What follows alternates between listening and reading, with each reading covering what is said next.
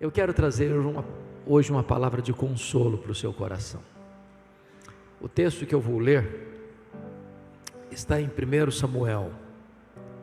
1 Samuel capítulo 1. Peço que você abra comigo nesta passagem.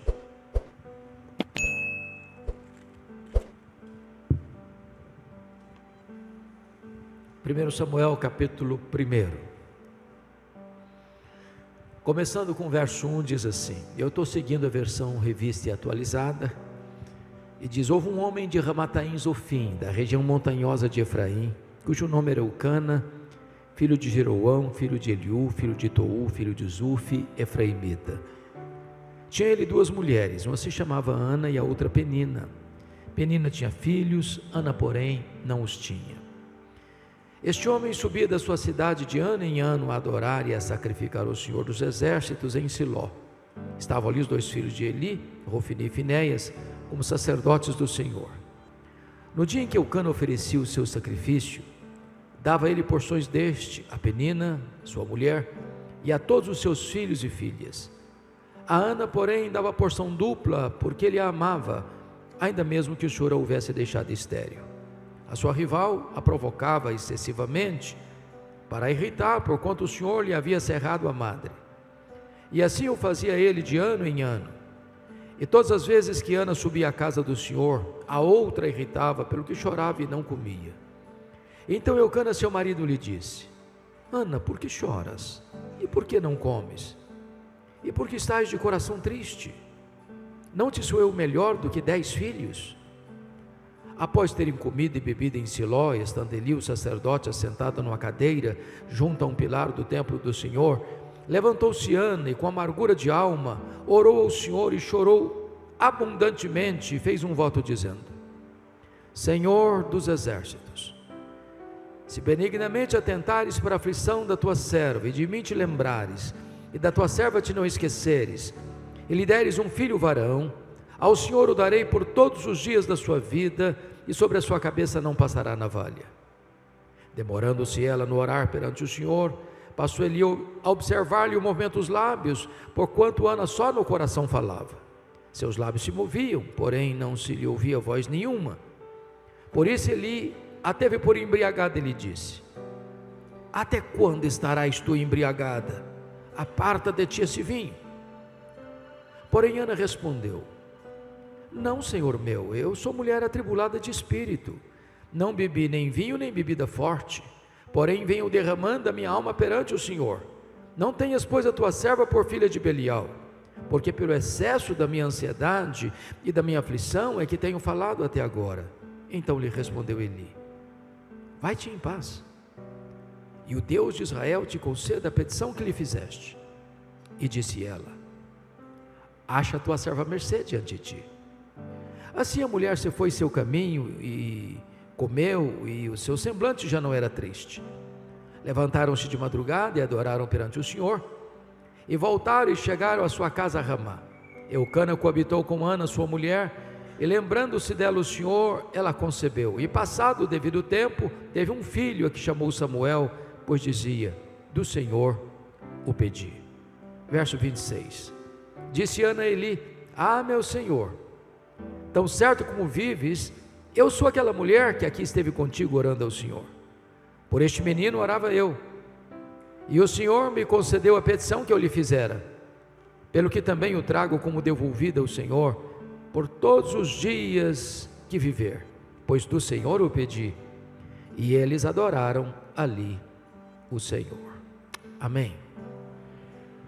O tema que eu quero tratar nesta noite é, não desista de seus sonhos.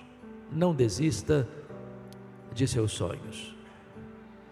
Era o ano de 1952 na Nova Zelândia, quando um grande esportista daquele país nutriu um sonho inédito, audacioso, o sonho de escalar a montanha mais alta do planeta, o sonho de chegar no topo do Pico Everest, com mais de 8.800 metros de altitude. Ele se preparou para aquela grande empreitada da sua vida. Quando partiu para realizar o seu sonho, ele fracassou. Ele não conseguiu chegar no topo do Everest. Meses depois, Ele foi convidado para dar uma palestra em Londres, e quando ele chegou no auditório, propositadamente as pessoas colocaram uma grande gravura do Monte Everest na parede. Ele entrou no auditório, olhou para a gravura, abaixou a cabeça, dirigiu-se à plataforma.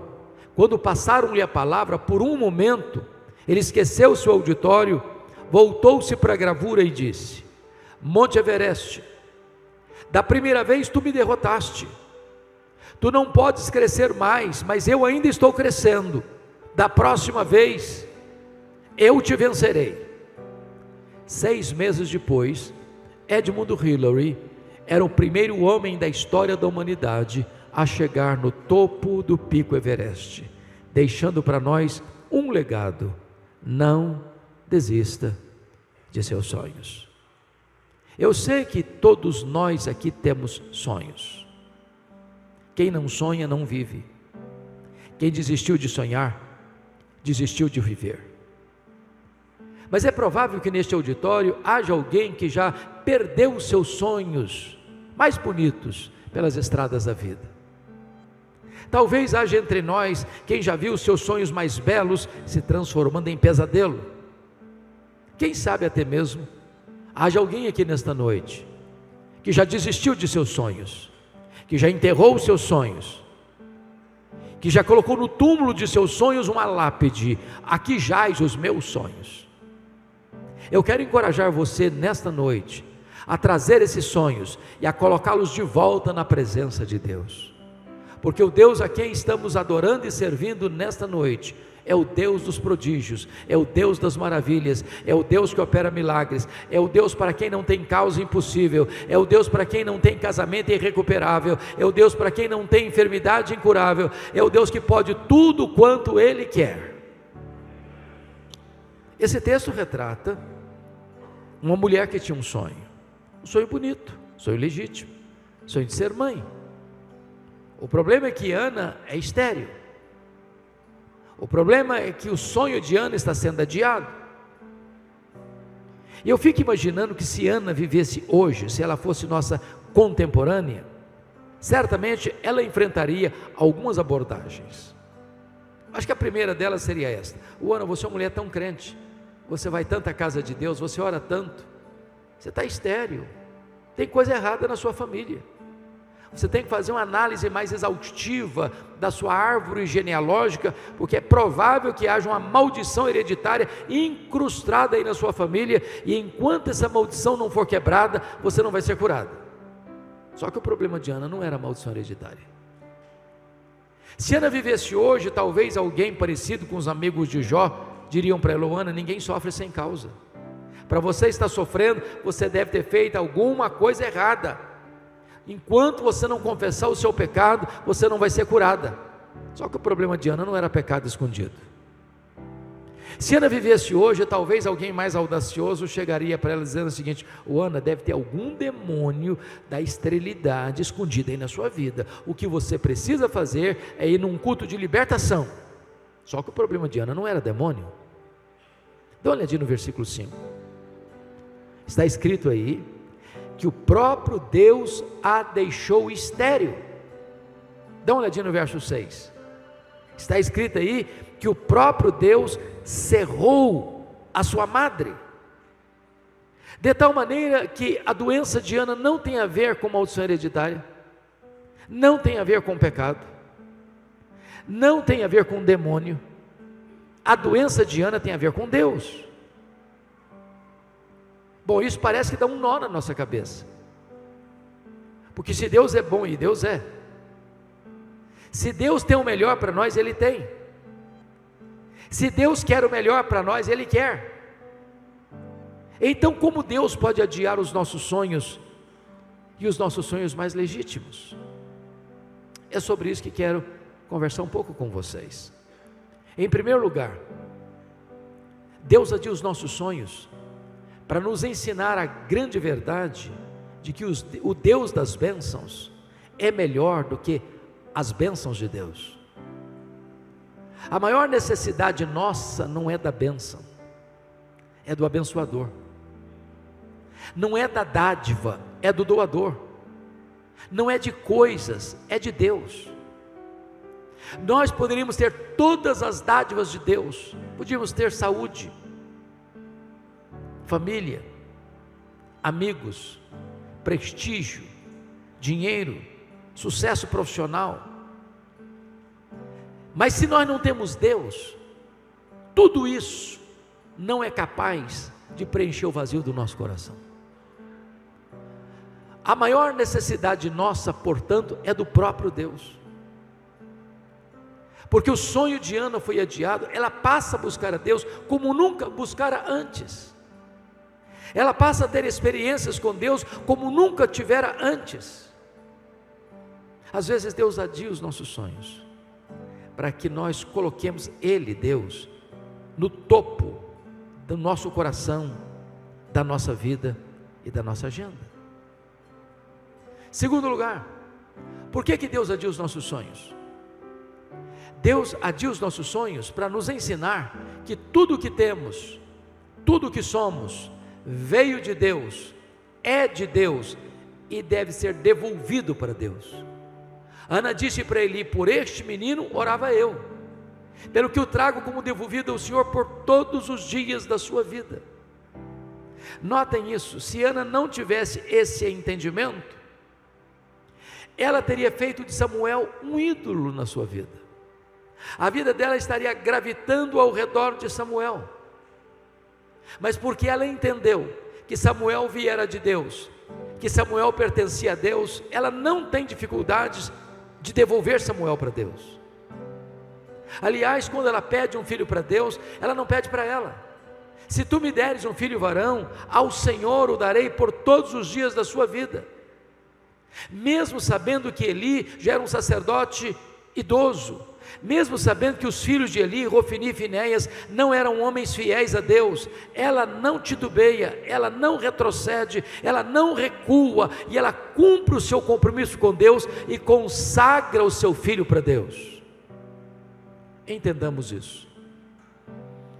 Às vezes nós pedimos para Deus uma bênção e Deus não-la concede, e aí nós transformamos a bênção num ídolo. Nós substituímos o doador pela dádiva, o abençoador pela bênção.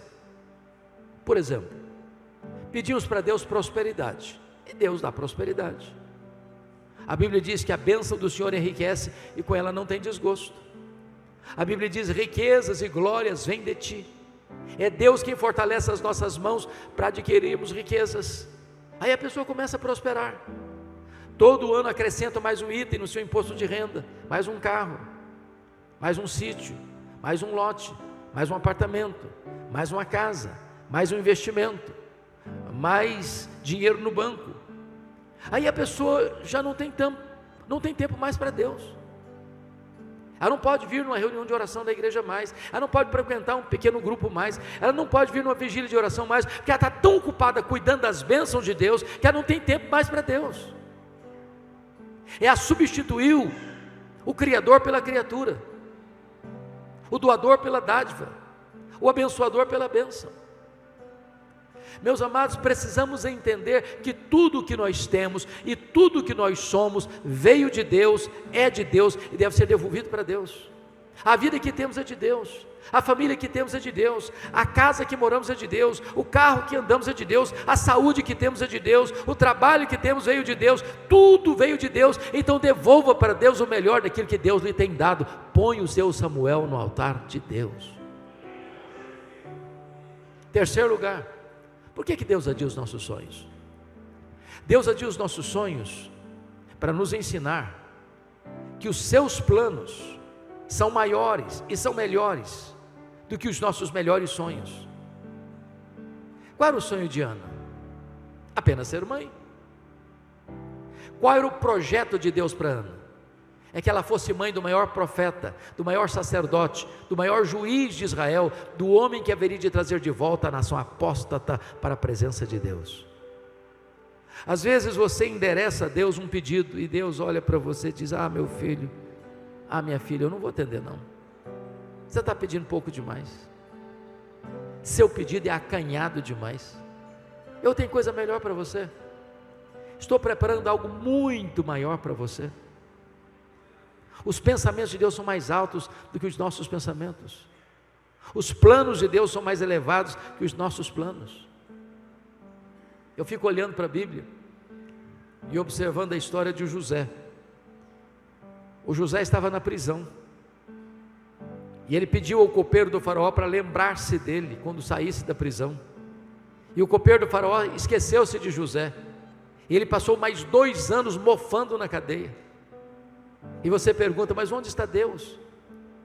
Que deixa um filho seu inocente padecer numa prisão. Por que Deus não tirou José da prisão quando ele queria sair da prisão? Se José tivesse saído da prisão quando ele queria sair de lá, o máximo que ele teria sido era um bom lavador de copos no palácio do faraó. Deus o deixou mais 2 anos na prisão, porque nesse tempo Deus estava construindo a rampa do palácio para ele sair da prisão e ser o governador do Egito. Quando Deus parece demorar, não é porque Ele está longe, não é porque Ele está indiferente, é porque Ele está preparando algo maior e melhor para a nossa vida, porque não há Deus como o nosso que trabalha para aqueles que nele esperam. 4º lugar, por que Deus adia os nossos sonhos? Deus adia os nossos sonhos porque Ele é Deus, livre e soberano, que faz todas as coisas conforme o conselho da sua vontade. Confira comigo o capítulo 2, versos 6 a 8, no Cântico de Ana. Ela diz assim: o Senhor é o que tira a vida e a dá, faz descer à sepultura e faz subir. O Senhor empobrece e enriquece, abaixa e também exalta. Levanta o pobre do pó e desde o monturo exalta o necessitado, para o fazer assentar-se entre príncipes. Pelas minhas andanças por esse Brasil, vejo às vezes algumas coisas, pastor Júlio, que me incomodam muito. Às vezes, em nome de uma fé robusta, algumas pessoas beiram a blasfêmia, quando chegam para Deus com petulância e dizem: Deus, eu proíbo, Deus, eu ordeno, Deus, eu decreto, e ai de Deus se não atender. Até parece que essas pessoas estão assentadas num alto e sublime trono, e Deus está no escabelo de seus pés. Mas que tolice, que meninice espiritual. O nosso Deus está no trono, Ele tem as rédeas da história em suas mãos. Ele quem dá vida, Ele quem tira a vida, Ele quem exalta, Ele quem rebaixa, Ele quem põe no trono, Ele quem tira do trono, Ele quem pega o pobre e do monturo e o faz assentar-se entre príncipes. Ele não pode ser colocado contra a parede, Ele não pode ser pressionado, Ele não está acuado, Ele é soberano, Ele é livre, Ele é o todo-poderoso Deus, que faz todas as coisas conforme o conselho da sua vontade, e não precisa pedir licença para fazer. Por outro lado, há aqueles que, em nome de uma ortodoxia, caminham para o erro, ao afirmar que não, o tempo dos milagres ficou lá no período dos apóstolos, hoje não tem mais. Mas o Deus a quem servimos não se aposentou, Ele não vestiu um pijama, Ele não está numa cadeira de balanço, Ele não está senil, Ele é o mesmo ontem, hoje, para sempre o mesmo. Ele tem o mesmo poder, Ele age quando Ele quer, em quem Ele quer, da forma que Ele quer, para o louvor da sua própria glória, e não precisa pedir licença para nós. Ele é soberano. Eu fico olhando Ana, como mulher crente que era, certamente também esclarecida. Então Ana deve ter buscado todos os recursos da medicina para cuidar da sua saúde. Não é pecado você procurar os recursos da medicina, porque toda ciência é ciência de Deus, todo conhecimento é conhecimento de Deus, tudo procede de Deus. Deus cura com os meios, Deus cura sem os meios, Deus cura apesar dos meios, mas porque quem cura é Ele. Então eu fico imaginando que toda mulher, sem exceção, gosta de andar com a bolsa do lado, às vezes até mais do que uma. eu fico pensando que Ana devia carregar nesta bolsa os últimos exames da junta médica de Ramá, dizendo para ela: não tem jeito, não tem cura, não tem solução. Mas Ana entendia outra coisa: se Deus quiser, tem jeito, porque a última palavra não é da ciência, a última palavra não é da medicina, a última palavra é do Deus vivo. Se Ele quiser, tem jeito. É por isso que Ana ora, é por isso que Ana chora, é por isso que Ana jejua, é por isso que Ana insiste, é por isso que ela bate a porta da graça, é por isso que ela não desiste de esperar um milagre. Deus opera maravilhas ainda hoje. Eu estava fazendo uma visita há muitos anos lá em Vitória, no hospital.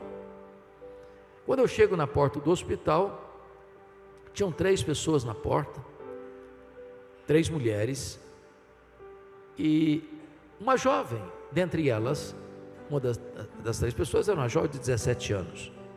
Essa menina estava num estado avançado, num tratamento de câncer, com muitas metástases pelo seu corpo. E o médico que cuidava dela lá na nossa cidade do interior, disse para ela: minha filha, aqui não tem CTI, como não tem até hoje, e você precisa de um CTI para continuar o tratamento. Aqui nós esgotamos todos os recursos. Só que ela não tinha plano de saúde e não tinha vaga no CTI. Eu era amigo do diretor do hospital, fui conversar com ele. E ele me disse: pastor, não funciona assim. Não tem vaga. Eu não posso tirar um paciente para botar outro. Hoje eu não posso recebê-la. Fiquei um pouco frustrado. Voltei para a porta do hospital e fiz o que eu não tenho o hábito de fazer. Não me lembro se fiz isso novamente, mas naquele dia eu fui inclinado a fazer isso. Eu disse: filha, aqui não tem vaga para você, mas nós podemos fazer algo melhor do que encontrar uma vaga num CTI. Nós podemos pedir a Deus para curar você nesse momento. Eu impus as mãos sobre ela e pedi que Jesus a curasse. Quando eu terminei de orar, aproxima-se um rapaz que também conhecia aquela moça, era também da minha cidade. Disse: eu conheço você, e você tem um primo que é médico numa outra cidade do município, numa outra cidade do estado, e lá tem CTI. Então vamos ligar para lá agora. Peguei o telefone, liguei, ele atendeu. Falou: pode trazer minha prima para cá, aqui tem CTI, aqui tem vaga, traga todos os exames que eu quero olhar. Ela foi 190 quilômetros. Quando chega lá, ele constata a gravidade do problema pelos exames, submeteu-a a novos e rigorosos exames e não encontrou absolutamente nada no seu corpo. Aquela moça voltou para sua casa naquele mesmo dia. Todos os anos eu prego lá na minha igreja, na minha cidade, período de Natal e Ano Novo. O ano passado, pregando lá, terminado o culto, fomos tirar algumas fotos com algumas pessoas. Aproxima-se uma jovem senhora, bonita inclusive, dos seus 37, 38 anos, e fez-me uma pergunta que nunca se deve fazer a um pastor. E a pergunta é esta: o senhor se lembra de mim? Nunca faça essa pergunta a um pastor, porque vai constrangê-lo. Eu olhei para ela, tornei a olhar, e disse: a senhora me perdoe, mas eu não estou lembrando da senhora não. Ela me respondeu: eu sou aquela moça que o senhor orou há 20 anos, lá na porta do hospital. Jesus me curou naquele dia, e nunca mais eu tive qualquer sintoma da doença. Jesus me curou. O que eu estou lhe dizendo é que se Jesus quiser, tem jeito. Não estou falando que todas as pessoas pelas quais eu, você, ou o pastor Júlio, ou qualquer de nós aqui vai orar e que vai ser curado, não estou afirmando isso. O que eu estou afirmando é que se Deus quiser, tem jeito. Então não desista de seus sonhos, lute por eles, ore por eles, chore por eles, jejue por eles. Não desista de ver Deus fazendo algo extraordinário na sua vida. Mas agora,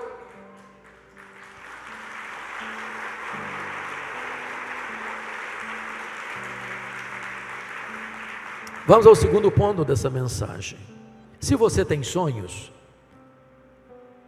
tenha cautela e muito cuidado, porque existem assassinos de sonhos soltos por aí que querem matar os seus sonhos. E Ana teve que lidar com 3 assassinos de sonhos. A primeira pessoa que quis matar o sonho de Ana foi a sua rival Penina. A Bíblia diz que Penina irritava Ana, provocava Ana. Mormente, quando Ana subia à casa de Deus, à casa do Senhor, a Penina irritava de tal maneira que ela começava a chorar. Ana perdia o apetite, entrava em depressão. Eu não sei o que é que Penina dizia para Ana, mas uma coisa eu tenho certeza: Penina não era uma mulher de Deus, porque gente de Deus não vive para infernizar a vida dos outros. Gente de Deus é bálsamo, gente de Deus é aliviador de tensões. Mas à luz do versículo 6, eu acho que a Penina dizia mais ou menos o seguinte para Ana: Ana, você é uma mulher tão crente, você vai tanto à casa de Deus, você ora tanto, você chora tanto, está aí estéril.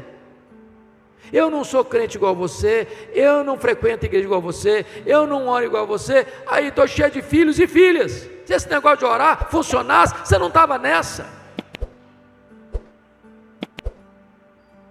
Tem muita gente assassina de sonhos dizendo para você: é isso aí, você está doente, você não ora, você não é crente, você não é dizimista, está passando uma magrela aí, está passando um aperto aí, esse negócio de orar vai nada, não funciona não. Quer plantar na sua mente a dúvida, dizendo que se você é crente, você não pode ficar doente, você não pode ficar desempregado, você não pode ter crise financeira, você não pode passar por problema. Jesus nunca prometeu, nem para você e para mim, que nós não teríamos aflições neste mundo. O que Ele prometeu é estar conosco todos os dias, até a consumação dos séculos. A segunda pessoa que quis matar os sonhos de Ana foi o sacerdote Eli. Todo ano, Ana subia a Siló. Não consta o texto que nenhuma dessas idas, nem Eli, nem Rofini, nem Finéias, olhasse para Ana, conversasse com Ana, orasse com Ana, orasse por Ana, chorasse com Ana. A primeira vez que o sacerdote dirigiu a palavra para Ana, foi para sacar contra ela um pesado libelo acusatório, chamando-a de filha do demônio, filha de Belial, de bêbada e embriagada, dentro da casa de Deus. Eu acho até mesmo que se a Ana fosse da igreja Nova Batista, ela ia sair da igreja. Eu acho que ela faria até um pouco mais. Eu acho que ela ia fazer uma campanha para tirar o pastor Eli da igreja. Por muito menos as pessoas fazem isso hoje. Você conhece crente cristal? Porcelana? Qualquer coisinha se milindra, qualquer coisinha, então eu nunca mais volto nessa igreja. Ana era uma mulher madura, uma mulher que tinha tutano espiritual. Ela disse: não, meu senhor, não estou bêbada não, eu sou uma mulher atribulada de espírito, o que eu estou fazendo é derramando a minha alma perante o meu Deus. Mas havia um terceiro assassino de sonho na vida de Ana: Eucana, seu marido. Pasmem vocês, Eucana era um maridão, era um homem presente, um homem amoroso, um homem provedor. Mas o Eucana tinha um problema: cabeça dura demais. Eu acho que ele não acreditava em milagres, porque conhecia a história da redenção. Ele sabia como Deus havia curado Sara, ele sabia como Deus havia curado Rebeca, ele sabia como Deus havia curado Raquel.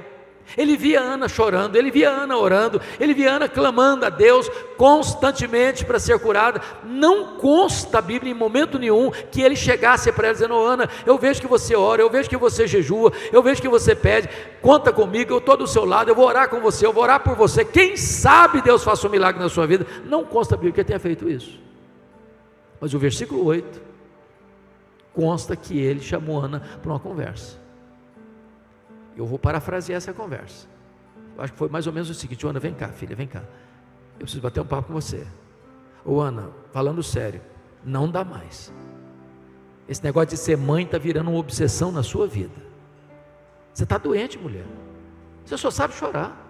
Para com isso, chega. Você não sabe que a junta médica de Ramá já deu o diagnóstico que não tem cura? Para que você insiste? Aliás, Ana, você não está nem aproveitando o maridão que você tem. Você não sabe que eu sou melhor que 10 filhos para você? Se fosse hoje eu diria: o Ana, pense em mim, liga para mim, chore por mim, não chore por ele, Ana. Tem assassino de sonho aí bem perto de você, cuidado. Não desista de seus sonhos. Terceiro e último ponto: o que fazer quando os nossos sonhos estão sendo adiados? Ana nos ensina 3 coisas. Primeiro, se os seus sonhos ainda estão sendo adiados, continue crendo, continue orando, continue jejuando, continue chorando, continue batendo a porta da graça de Deus. Não retroceda, não pare, não desista, ande um pouco mais, chore um pouco mais, ore um pouco mais, jejue um pouco mais, persevere um pouco mais. Tem gente que joga a toalha cedo demais, tem gente que desiste no meio da caminhada, tem gente que para no limiar da terra prometida. O tempo nosso não é o tempo de Deus. Então continue, então prossiga. Meus irmãos, quantos casamentos acabaram porque faltou um pouquinho mais de paciência, um pouquinho mais de ternura, um pouquinho mais de perdão. Não desista, não abra mão da vitória. Me permita ilustrar. Norman Vincent Peale foi um pastor metodista. Ele escreveu o seu primeiro livro, O Poder do Pensamento Positivo, e procurou uma editora para publicar o seu livro. Acho que quase todo o primeiro livro de um escritor, ele vai ter problema para publicar, via de regra. Não é que as editoras olharam e não gostaram do conteúdo, não. Elas têm medo de investir. Aí dão uma desculpa: não, esse ano não dá, esse ano não faz parte da filosofia, não faz parte do calendário, quem sabe o ano que vem, quem sabe outra oportunidade, e vão dando algumas desculpas. Então, quando ele bateu nas portas e nenhuma porta se abriu, ele ficou muito frustrado. Ele chegou em casa, jogou os rascunhos do livro no lixo, e disse: no lixo vão ficar os meus sonhos de escritor. Dona Ruth, sua mulher, mais crente e mais otimista do que ele, como via de regra as mulheres são, pegou os rascunhos do lixo e disse: eu vou lutar pelos seus sonhos, eu acredito nos seus sonhos, eu vou correr atrás de novas editoras. Encontrou uma editora que se interessou pelo livro. Resultado: esse livro já vendeu mais de 40 milhões de exemplares. Um dos maiores best-sellers da literatura. Estavam no lixo. Não desista de seus sonhos. Na política americana tem um homem que me impressiona muito, Franklin Delano Roosevelt. Esse cidadão estudou em Harvard, esse cidadão estudou em Colômbia, esse cidadão entrou na política, tinha uma carreira brilhante, mas o sonho dele era ser presidente dos Estados Unidos da América. Aos 39 anos de idade, ele sofreu poliomielite, ficou paraplégico numa cadeira de rodas. Alguém se aproxima dele e diz: numa cadeira de rodas você nunca será presidente dos Estados Unidos da América. Ele respondeu: pois eu nunca vou desistir. Foi o único homem até hoje na história americana que foi eleito e reeleito presidente dos Estados Unidos da América 4 vezes consecutivas numa cadeira de rodas. Não desista de seus sonhos. A segunda coisa que Ana fez quando o seu sonho foi adiado é que ela creu na promessa da palavra de Deus, conforme o versículo 17. Isso me impressiona, pastor Júlio, porque o sacerdote ali acabara de falar uma tolice para Ana, chamando-a de bêbada, dentro da igreja. Essa palavra Ana não hospedou no coração. Eu já vi tantas vezes nos meus 43 anos de ministério, quanta gente doente emocionalmente, porque um dia escuta uma palavra envenenada do pai, da mãe, do marido, da esposa, do patrão, e aquilo adoeceu a alma. Me permita dizer uma coisa: se alguém proferir uma palavra envenenada para azedar a sua vida, não acolha essa palavra. Você não é o que as pessoas dizem que você é. Você nem mesmo é quem você pensa que você é quem Deus diz que você é. Mas agora esse homem abre a boca, e ele é um profeta de Deus, quando diz para Ana: vai em paz para a tua casa, e o Deus de Israel te conceda a petição que lhe fizeste. Essa palavra é boa, essa palavra ela acolheu no coração, e essa palavra trouxe 2 curas para Ana. Lá em Siló, Deus curou a sua alma, Deus curou as suas emoções, que quando ela saiu de lá, o rosto dela resplandecia, a Shekinah de Deus estava no rosto dela, havia um semblante novo na vida dela, a tristeza tinha ficado para trás, ela tomou posse da promessa da palavra de Deus. Mas diz o texto, que ela desceu para Ramá com seu marido, coabitou com seu marido, Deus se lembrou dela, ela concebeu, ela deu à luz a um filho, a quem pôs o nome de Samuel. Então lá em Siló, Deus curou a sua alma, lá em Ramá, Deus curou o seu ventre. Lá em Siló, ela creu, lá em Ramá, o milagre aconteceu. Lá em Siló, ela tomou posse da promessa, lá em Ramá, o milagre tornou-se realidade na sua vida. Agora, notinha de rodapé. O que Ana fazia? Constantemente, chorava. Humanamente falando, um homem não é atraído por uma mulher não atrai o seu marido com o rosto coberto de lágrimas. Ela quer ser mãe, mas ela não consegue sequer atrair o próprio marido. Eu fico imaginando, brincando um pouco com vocês, que quando Ana saiu de Siló, rosto brilhando, eu acho que ela passou os melhores cosméticos, botou o melhor perfume, colocou a melhor roupa, e o Eucana disse: uau, vai ter avivamento lá em casa hoje?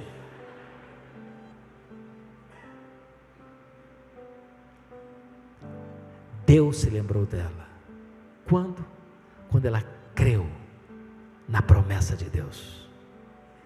Eu quero dizer para você que Deus é avalista da sua própria palavra. O que Ele promete, Ele cumpre. E o que Ele faz, ninguém pode impedir a mão de Deus de fazê-lo. Mas a última coisa que Ana fez foi voltar às trincheiras da luta. A partir desse momento você não vê Ana mais chorando, a partir desse momento você não vê Ana mais num quarto escuro, a partir desse momento Ana volta às trincheiras da luta. Meus irmãos, me permita lhes dizer isso, uma das verdades mais consoladoras da Bíblia é o que nós chamamos de soberania de Deus. O que significa isso? Significa que você não crê em acaso, você não crê em sorte, você não crê em azar, você não crê em coincidência, você não crê em determinismo cego, você não crê em misticismo, você não crê em sincretismo, você não crê em olho gordo, você não crê em macumba para crente, você crê que a mão de Deus dirige o seu destino. Você crê que Deus não é surpreendido pelo seu problema, Deus não foi pego de surpresa porque você está passando por uma luta, Deus não é desconhecedor do vale que você atravessa. Tudo que acontece com você é porque Deus sabe, é porque Deus permite e é porque Deus tem um propósito. Se você está passando por uma luta, saiba disso, essa tempestade não está vindo para destruir você, mas para tonificar as musculaturas da sua alma. Deus está preparando você para uma vitória maior, para uma bênção mais esplêndida, para uma experiência mais profunda com Ele. É por isso que crente tem que ser animado, sabia? Tem que ser animado.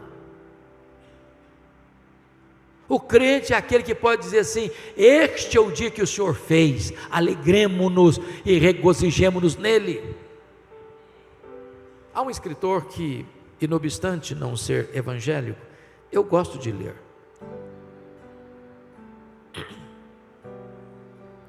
Og Mandino, não sei se você já leu O Maior Vendedor do Mundo, vale a pena. Mas o que me impressionou em Og Mandino não foram nem suas obras não, foi a sua biografia. Aos 35 anos ele estava falido, bêbado, caído numa sarjeta, abandonado pela mulher, pensando em suicídio.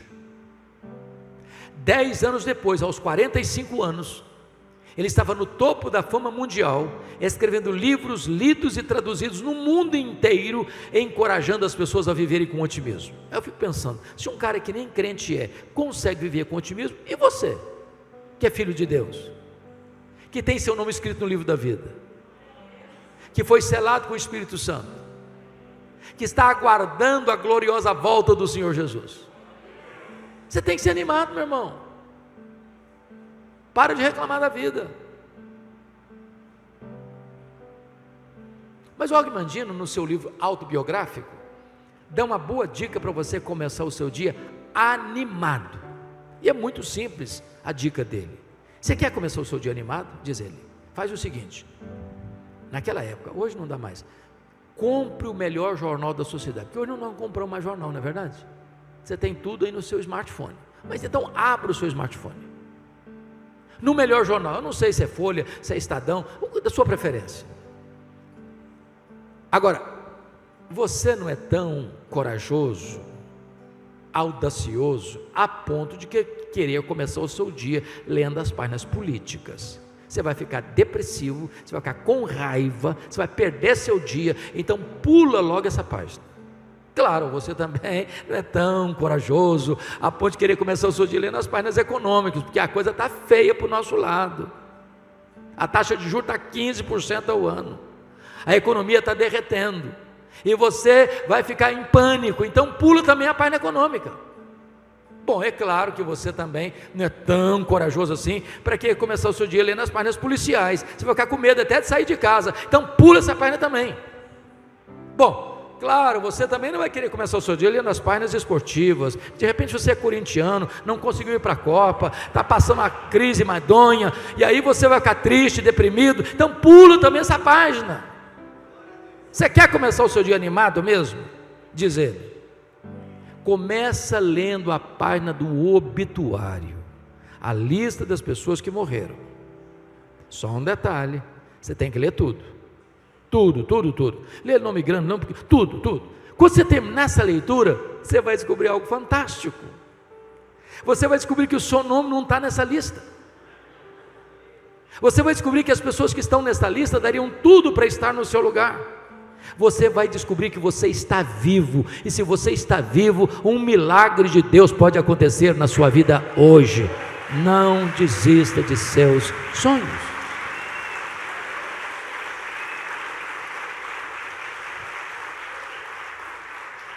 Esta mensagem tem um sabor muito especial para mim, porque eu sou fruto de um sonho. Meus pais moravam numa região muito pobre do interior do Espírito Santo, nos idos de 1958. Minha mãe estava grávida do seu último filho, estado adiantado de gravidez. Não tinha carro, não tinha estrada, não tinha médico. Quando a pessoa ficava doente, ela tinha que ser transportada numa padiola, um lençol amarrado num varal e duas pessoas carregando pela trilha. O meu pai sabia que a minha mãe não suportaria uma viagem de 40 quilômetros, onde ficava um posto médico. Então ele mandou chamar um médico. Ele veio, examinou a minha mãe e disse: essa mulher não vai sobreviver. Ela está muito doente, ela está muito fraca. O bebê que está no ventre dela tem agonia de morte. E a única chance de salvar a mãe é sacrificar a criança. Se não sacrificar a criança, a mãe morre junto com a criança. Naquele impasse, a minha mãe tomou outra decisão e disse: eu não desisto desse filho, eu não abro mão desse filho, eu estou pronto a morrer com ele, a morrer por ele, mas eu não desisto dele. E ela fez um voto para Deus, diz: meu Deus, se tu poupares a minha vida, se tu poupares o meu filho, eu consagro este filho para ti, para que ele seja um pastor, um pregador do Evangelho. Deus ouviu a oração da minha mãe e eu nasci na roça. Fui calçar o meu primeiro par de sapatos com 8 anos de idade, com as mãos calejadas. Onde eu morava não tinha escola, não sei, escola primária. Nunca ninguém tinha saído ali para fazer além de 4ª série primária. Com 8 anos eu entrei na escola. Com 12 anos já tinha terminado os meus estudos. De forma incompreensível até, eu sempre tive uma sede imensa de aprender. Na minha casa não tinha livros, tinha um dicionário velho, rasgado. E com 10 anos de idade eu começo a decorar as principais palavras daquele dicionário. Por providência divina, a professora que me alfabetizou estava se mudando para Vitória. Sabendo do meu sonho de estudar, ela me perguntou: você tem coragem de vir comigo? E eu, que nunca tinha dormido uma noite fora de casa, respondi para ela: se os meus pais deixarem, eu vou. Com 12 anos eu nunca tinha visto um aparelho de televisão. Com 12 anos eu nunca tinha entrado numa cidade. Com 12 anos eu subi na carroceria de um caminhão e fui parar no pior bairro da Grande Vitória, dentro de um mangue, do lado de um prostíbulo, um barraco de tábuas de 4 cômodos, com 10 pessoas. Um dos meus últimos livros eu dediquei a essa professora, e até hoje eu não consigo entender como é que ela me levou para a casa dela. Ela tinha 1000 motivos para não botar mais ninguém na sua casa, tão pequena. Mas foram tempos dificílimos. Muitas vezes eu namorei um pão de sal na vitrine de um botequim, com muita fome, e não tinha dinheiro para comprar um pão de sal para comer. Muitas vezes procurei açúcar, farinha para comer, não tinha açúcar ou farinha para comer, e eu chorava muito. Mas eu tinha um sonho, eu queria lutar por ele. Mas pasmem vocês, o meu sonho era ser político e advogado. Naquela época as eleições eram realizadas nos palanques, as campanhas eram nos palanques em praça pública. Enquanto o último orador não descia do palanque, as luzes não apagavam, eu não ia embora. No dia que eu fiz 18 anos, eu tirei meu título e me filiei num partido. Eu tinha sonhos. Até o dia que eu conversei com um presbítero, homem de Deus, e contei para ele os meus sonhos e disse: depois que eu realizar os meus sonhos e for um político de projeção e um advogado de sucesso, eu quero encerrar minha biografia entrando num seminário para pregar o evangelho no final da minha vida. E esse homem literalmente botou o dedo no meu nariz e com a autoridade de Deus ele disse: você quer dar as sobras para Deus. Deus quer você agora, Deus quer você na sua juventude, Deus quer a sua força e a sua inteligência hoje. E aquela palavra entrou no meu coração como uma flecha. Eu saí dali 1000% convencido de que ali Deus estava me chamando para o ministério. Se eu tivesse 10 vidas, eu queria ser pastor nas 10. A primeira pessoa que eu comuniquei sobre o meu chamado foi para minha mãe. Ela era uma mulher analfabeta, mas sábia. Ela nunca me contou o projeto dela com Deus. Ela pensava: se eu contar, ele vai para um seminário sugestionado. O Deus que fez o milagre da minha vida vai fazer na vida dele. Quando eu liguei para ela, disse: mamãe, os meus sonhos mudaram. Jesus me chamou para o ministério, eu vou para o seminário. Eu disse: meu filho, por esta causa eu já orava antes de você nascer. Antes da minha mãe partir para Jesus, ela me chamou à sua casa e me contou toda essa história. E me disse mais: meu filho, nesses anos todos, eu nunca deixei de me levantar de madrugada, dobrar os meus joelhos e pedir para Deus capacitar você, para Deus levantar você, para Deus instrumentalizar a sua vida. E eu chorei muito com ela. E disse: mamãe, a senhora está me ensinando a lição mais importante da minha vida. A senhora está me ensinando que um filho nunca é pobre se tem uma mãe que ora por ele. A senhora está me ensinando que o mais importante não são os meus sonhos, mas o plano de Deus para a minha vida. Então eu quero encerrar minha mensagem na contramão do meu tema e dizer a você: desista de seus sonhos. Desista de seus sonhos, mas nunca desista do plano de Deus para a sua vida.